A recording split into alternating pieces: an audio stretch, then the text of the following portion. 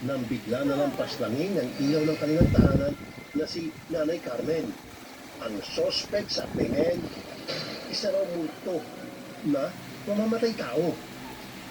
Pero ang anak na lalaki ni Nanay Carmen na si Arnel, Guys, diskumpiyado. si Onan guys, natatakot guys sa multo. Isa sa mga dating tauhan nga sa resort ang Ba't ka pumaslang natatakot? sa kanyang ina.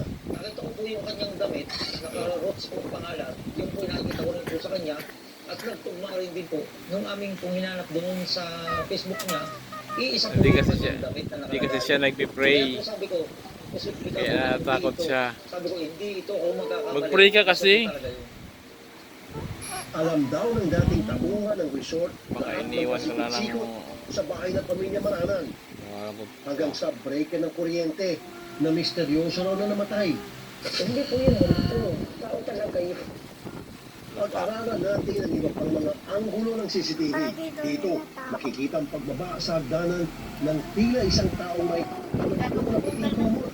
Sumili pa siya sa likod ng pader kung saan natutulog si Nanay Carmen. Maya-maya, bumalik siya sa hagdanan at pumanhik.